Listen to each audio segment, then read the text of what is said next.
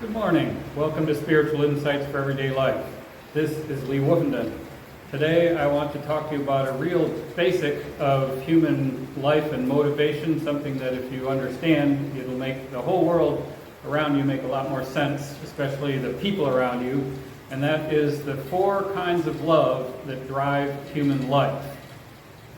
Now there are people who are kind of cynical about humans who think that everything they do is selfish and self-centered, even if it may look, good and altruistic outwardly. And there are also people who think that basically everybody's good, they're all well-motivated and well-intentioned underneath it all, no matter how it comes out on the outside.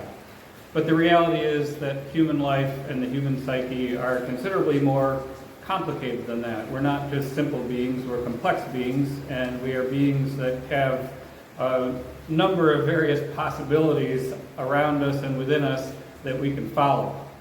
Emanuel Swedenborg boiled it all down to 4 basic kinds of love that drive people, and I'm going to list them and then we'll talk about them.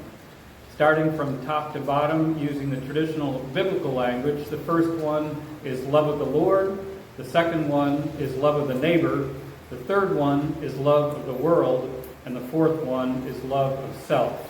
That's the traditional language. Now in perhaps more contemporary language, there's loving God, there's loving the people around us, there's loving wealth and material possessions, and there's self-love. Each of these can be at the center of our life because we can choose which one of these we want to be our main, primary, or in traditional language, ruling love. Whichever of these we choose as the most important thing, the one we love most, that's what we're going to put at the center of our life, and that's what's going to determine our character and our life and how things unfold for us, both here and, of course, in the afterlife. So let's look at these one by one, starting from the bottom and going from the top. And I will say before we do this that all of these are good if we put them in their proper place. If God's on top, and then other people, and then worldly things or wealth, and then ourselves, then all of these are good and healthy types of love. So we're going to start at the bottom, and we're going to work our way up. On the bottom, there is self-love. And in fact, self-love in its own place is a good and healthy thing. We need to take care of ourselves. We have to take care of ourselves physically. We need to eat good food and get exercise and sunshine and take care of our physical health. And we need to take care of our mental health. We need to learn things. We need to have good relationships and emotional connections. We need to be developing ourselves. And the reason for this is that that forms a foundation for everything else we do in our life. If we're physically or mentally sick, then, and if we're incapacitated in one way or another, or if we just haven't really developed ourselves, we're not really in any position to do anything for anybody else. Other people have to take care of us. So the foundation of these loves, in the good sense, is self-love. This is taking care of ourselves, taking care of our physical and mental health, so that we can be in a position and condition to love God and love other people. However, if we put self-love first, that's when it becomes problematic. That's when it starts to bring about some of the worst evil events and happenings in human life. That's when we think, I am the most important thing in the world, I'm the most important being in the world, I'm the greatest, everybody else should serve me, and they should all be my slaves. So if somebody loves me and serves me, I like them. If they don't, I hate them and I want to destroy them. And this kind of exclusive self-love is where all the war and murder and rape and the worst kinds of evils that we perpetrate upon one another, they all come from this desire for really this personal power. The fuller version of it is love of power from love of self, or love of dominating people from love of self. This is when we put self-love first and put it above all. We care really only about ourselves, and we care about other people only as much as they serve our interests. And if they don't serve our interests, then we hate them and we want to destroy them, or at least make them into our slaves. So this is self-love in both the healthy and unhealthy variety. It's healthy when it serves the other kinds of love, and it's unhealthy when it is our primary love, when it's the thing that rules us and we think is the most important. Now let's go on to the next one. The next one is love of the world, or love of wealth and material possessions.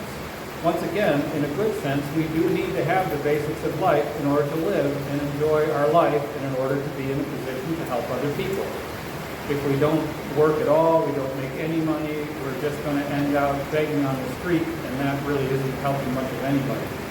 So we do need to have some love for money and the things of this world. We need to provide a house and food and clothing for ourselves and our families. We need to take care of the things of this world and work in this world.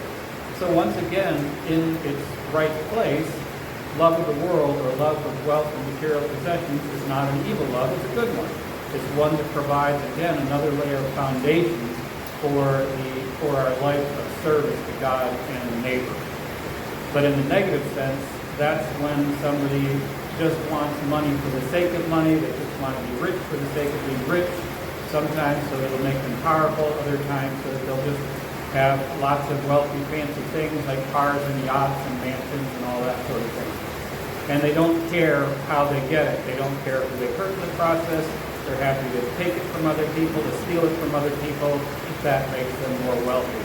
And this is what it means to love the world in a negative sense, where we put wealth and material possessions first, and we don't care how we get it, we don't care who we hurt in the process. So once again, love of the world, or love of material wealth and possessions, has both a positive and a negative side. It's positive when it serves our love for God and for other people, and it's negative when it becomes the primary or ruling love in our life, and we put it in front of everything else. And the evil that comes from this is not quite as bad as the love of self, the love of power and love of self, but it's still what brings about all the disparities of wealth and poverty, where people care more about making money for themselves than they do about taking care of other people. So both of these, love of self and love of the world, or love of power from self-love and love of wealth and possessions, when they become primary in our life, they are the source of all the societal evils, all the pain and suffering that we inflict upon each other. So these are the bottom two levels of love, or kinds of love, and their positive and their negative versions. Then moving up to the next one, love of the neighbor. The neighbor in the original languages means the people right around us. And this is why in the contemporary version I'm saying this is love of the people around us. All the people we interact with every day, and when we put them first in our priority, when we devote our lives to loving and serving other people, mostly in our paid job, but also in our neighborhood and of course in our family and home. When we do this, this is when we become a good and useful member of society. This is when we take care of each other, and your good is my good and my good is your good, and therefore we all work together to make a better life for everyone. And this is something that even people who don't necessarily believe in God can have. People can have a love of humanity, a love of other people, believing that other people are just as important as I am. And this is the second of the great commandments that Jesus gave us, which is to love our neighbor as ourselves. So this is a good love, and this kind of love leads us to heaven. And then the very highest one is love of the Lord for Christians, or love for God, loving God. This is when we put God first in everything. And when we put God first, this means we have a universal love of all of humankind and of everything, because God's love is universal. God loves not just the people around us, but everybody in the entire world and everybody in the universe God loves. So when we're motivated by love for God, this is when, no matter who we meet, no matter where it is, we have feelings of love and compassion and a desire to help them and make their lives better, and it extends all the way out to the whole world. No matter where we go, we feel love for the people around us, and we want to do good because we see God in them, and we want to do God's work with them.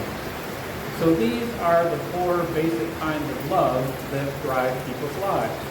And if we look both at ourselves and at other people, and we are able to identify what drives us and what drives other people, then we can find the people who are compatible with us, who we can work together with, And we can also find what motivates somebody. What do I need to do in order to bring this person along?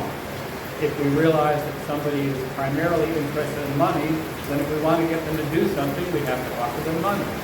If we realize that what they want most of all is power, well, we're probably not in very good shape here because they're not going to care about anybody else.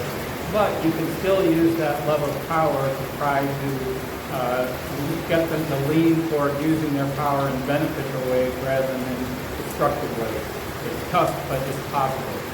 And then, of course, if we find people who share, say, our love for other people and our love for God, then those are people that we can work together with. No matter what their particular religious or secular beliefs may be, we have a common cause because we care about other people, we care about God's love and wisdom in this world, and we want to work with people who share that love with us.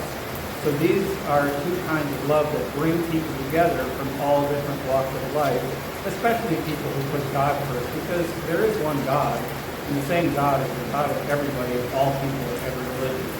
So when we put God first, we view everyone throughout the whole world as our brothers and sisters, and we care for them, and we love them, and we want to make life better for the whole world. So once again, the four basic loves are love for God, love for our neighbor or the people around us, love for the world, meaning wealth and material possessions and pleasures, and love for ourselves. If we keep these all in order, God first, then the neighbor, then the world, then self, then these are all good and healthy loves, and they build a good foundation and a superstructure for us to build a society in which we can all take care of one another and continue to make life better for each other. And the one that will drive us most of all is the one that we call our ruling love or our dominant love. That's the one that we love most of all. And that is the current. It's sort of like a current in a stream that carries us along no matter what we're doing. We're always working toward that love. That's what provides our motivation. That's what drives our life. So that ruling or dominant love, that really is the core of our character. That's what makes us who we are ultimately, and everything else we love and care about and do wraps itself around that. So these are some very basic concepts about the human mind, the human psyche from a spiritual perspective. And if you can understand these and grasp them and view the world and the people in it on this basis, you'll find that you come to a much greater understanding of what makes this world tick, what causes the good in this world, what causes the evil in this world, and especially how you can work toward the good and work with others who desire the good for the world also. So I hope you found this helpful for your spiritual life, and I wish you Godspeed on your spiritual journey.